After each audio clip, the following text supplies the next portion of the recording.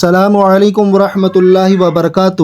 آج ہم لوگ مکند پور وائٹ ٹائیگر سفاری گھومنے آئے ہوئے ہیں۔ زبان کا صحیح استعمال۔ اللہ رب العزت نے ہم اور آپ کو زبان عطا فرمائی، لیکن زبان کا طریقہ اور جو زبان کا سلیقہ ہونا چاہیے وہ کیسا ہونا چاہیے، ان باتوں پہ تھوڑا غور کریں۔ کہہ رہا ہے شور دریا سے سمندر کا سکوت، جس کا جتنا ظرف ہے اتنا ہی وہ خاموش ہے۔ خاموش رہنا تدبر، غور و فکر کرنے اور عقل مندی کی علامت ہوتی ہے، اور انسان کے سمجھدار ہونے کی پہچان ہوتی ہے، جبکہ ہر وقت ٹر کرتے رہنا یہ انسان کے بیوقوفی کی علامت ہوتی ہے۔ یاد رکھیے گا کہ زبان کی غلطی اور بہکنا پاؤں کی پھسلن اور بہکنے سے بھی زیادہ خطرناک ہوتا ہے۔ پاؤں پھسل گیا تو انسان پھر اٹھ سکتا ہے، لیکن اگر زبان پھسل گئی تو وہ لفظ پھر واپس نہیں آ سکتا۔ نہ میں تحریک چھوڑوں گا، نہ میں قرآن چھوڑوں گا، نہ اس مٹی کو چھوڑوں گا، نہ یہ پہچان چھوڑوں گا۔ مجھے کرنی ہے جتنی کوششیں کر لے مٹانے کی، نہ میں اسلام چھوڑوں گا نہ ہندوستان۔ دو الفاظ ایک ساتھ بولے جاتے ہیں، تعلیم اور تربیت۔ تعلیم تو انسان مدرسوں سے حاصل کر لیتا ہے، لیکن تربیت اس کو ان جگہوں سے نہیں ملتی۔ اس کے لیے اسے کچھ شخصیتوں کی خدمت میں رہنا پڑتا ہے، جو انسانوں کو انسان بنانے کا کام کرتی ہے۔ انسان کا دنیا میں آنا آسان ہے، لیکن صحیح معنوں میں انسان بن جانا بڑا ہی مشکل کام ہے۔ جو بنتا یا بناتا ہے وہ پتہ پاتا ہے۔ یہ کام انبیاء کرام کے ذمہ تھا، جو دنیا میں انسان کو انسان بنانے کے لیے تشریف لائے تھے، اور جب دنیا سے پردہ فرمانے لگے تو یہ کام ان کے وارثوں یعنی دین کے عالموں اور نیک لوگوں کو دے دیا گیا۔ اب قیامت تک ایسے افراد نسبت کا نور دل میں لیے ہوئے تربیت کا کام کرتے رہیں گے۔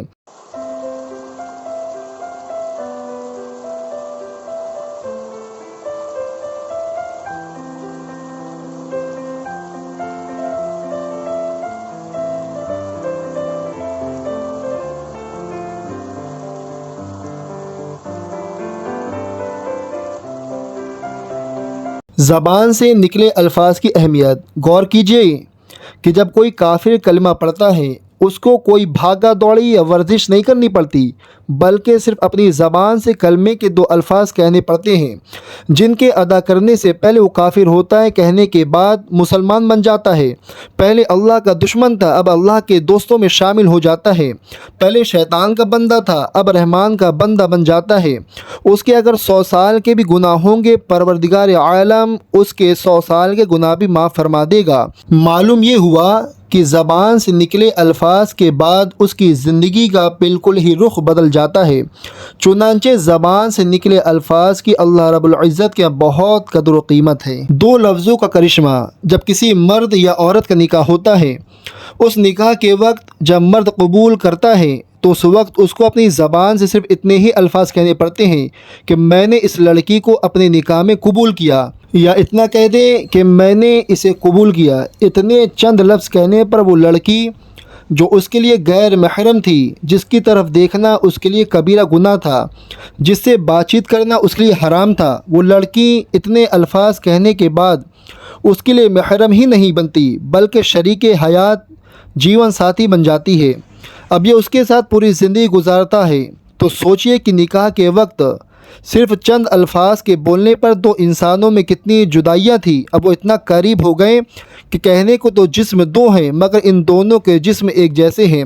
یہ خوشی اور غمی کے ساتھی بن جاتے ہیں۔ تو اللہ تعالیٰ کہ یہاں زبان سے نکلے ہوئے الفاظ اتنی اہمیت رکھتے ہیں کہ جس طرح چند الفاظ نے اس لڑکی اور لڑکے کے درمیان کے فاصلوں کو سمیٹ کر رکھ دیا۔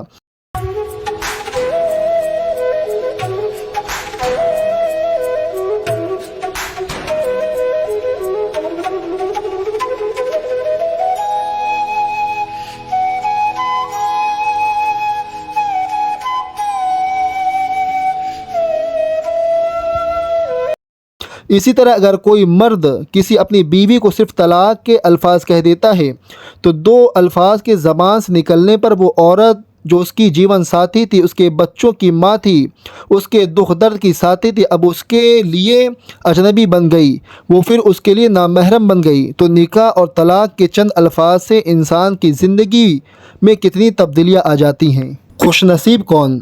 हज़रत अबू बकर सिद्दीक़ रज़ियल्लाहु ताला अन्हु अपनी ज़बान को पकड़ कर कई बार खींचते थे और फरमाते थे कि इसकी वजह से अक्सर लोग जहन्नम में दाखिल होंगे। खुश नसीब है वो इंसान जिसकी खामोशी फ़िक्र के साथ हो और उसकी गुफ्तगू ज़िक्र के साथ हो, यानी इंसान खामोश रहे तो अल्लाह की याद में लगा हो।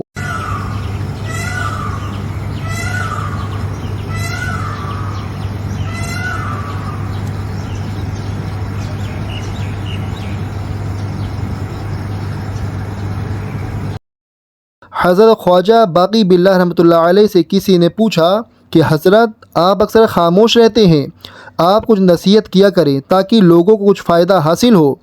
हज़रत ने बहुत प्यारी बात फरमाई, सोने की डालियों से भी ज़्यादा प्यारी। फरमाया कि जिसने हमारी खामोशी से कुछ न पाया वो हमारी बातों से भी कुछ न पाएगा। कांधले का वाक़या।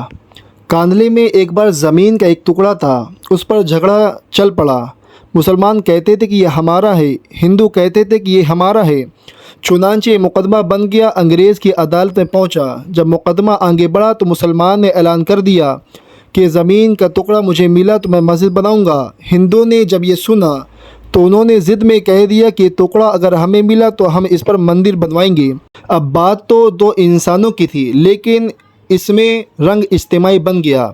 यहाँ तक कि इधर मुसलमान जमा हो गए, उधर हिंदू खड़े हो गए और मुकदमा एक ख़ास अंदाज का बन गया। अब सारे शहर में कत्लो गारत हो सकती थी, खून खराबा हो सकता था। लोग भी बड़े हैरान थे कि नतीजा क्या निकलेगा। अंग्रेज़ जज था, वो भी परेशान था कि इसमें कोई सुलह और सफाई का पहलू निकाले, ऐसा ना हो कि हालत ख़राब हो जाए। ये आग अगर जल गई तो उसका बुझाना मुश्किल हो जाएगा। जज ने मुकदमा सुनने के बजाय एक तजवीज़ पेश की कि क्या कोई ऐसी सूरत है कि आप लोग आपस में बातचीत के ज़रिए मसले का हल निकालें। हिंदू ने एक तजवीज़ पेश की कि हम आपको एक मुसलमान आलिम का नाम तन्हाई में बताएंगे, आप अगली पेशी पर उसको बुला लीजिए, उनसे पूछ लीजिए। अगर वो कहें कि मुसलमानों की ज़मीन है तो उनको दे दीजिए, और अगर वो कहें कि ये मुसलमानों की ज़मीन नहीं हिंदुओं की है तो हमें दे दीजिए। जब जज ने दोनों फरीकान से पूछा तो दोनों फरीक इस पर राज़ी हो गए। मुसलमानों के दिल में ये बात थी कि मुसलमान अगर होगा जो भी हो तो मस्जिद बनाने के लिए बात करेगा। चुनांचे अंग्रेज़ ने फ़ैसला दे दिया और महीना या चंद दिनों की तारीख दे दी। अब जब मुसलमान बाहर निकले तो बड़ी खुशियां मना रहे थे, सब कूद रहे थे, नारे लगा रहे थे। हिंदुओं ने पूछा अपने लोगों से कि तुमने क्या कहा। उन्होंने कहा कि हमने एक मुसलमान आलिम को अपना फैसला देने वाला बना लिया है, वो अगली पेशी पर जो कहेगा उसी पर फैसला होगा। अब हिंदुओं के दिल मुरझा गए और मुसलमान खुशियों से फूले नहीं समाते थे, लेकिन इंतज़ार में थे कि अगली पेशी में क्या होता है। चुनांचे मुफ्ती इलाही बख्श कांधलवी रहमतुल्लाह अलैह का नाम बताया, जो कि शाह अब्दुल अजीज़ रहमतुल्लाह अलैह के शागिर्दों में से थे और अल्लाह ने उनको सच्ची ज़िंदगी अता फरमाई थी। जब हिंदुओं ने उनका नाम लिया तो अंग्रेज़ ने अगली पेशी के मौके पर उनको भी बुलवा लिया। मुसलमानों ने देखा कि मुफ्ती साहब तशरीफ़ लाए हैं तो वो सोचने लगे कि मुफ्ती साहब तो मस्जिद की ज़रूर बात करेंगे। चुनांचे जब अंग्रेज़ ने पूछा कि बताइए मुफ्ती साहब, ये ज़मीन का टुकड़ा किसकी मिल्कियत है, उनको चूँकि असल हकीकत का पता था, उन्होंने जवाब दिया कि ज़मीन का टुकड़ा तो हिंदुओं का है। अब जब उन्होंने ये कहा कि ये हिंदू का है तो अंग्रेज़ ने अगली बात पूछी, क्या अब हिंदू लोग उसके ऊपर मंदिर तामीर कर सकते हैं। मुफ्ती साहब ने फरमाया, जब मिल्कियत उनकी है तो वो जो चाहें घर बनाए या मंदिर, वो उनकी मर्ज़ी, ये उनका इख्तियार है। चुनांचे फ़ैसला दे दिया गया कि ज़मीन हिंदुओं की है। मगर अंग्रेज़ ने फ़ैसले में अजीब बात लिखी।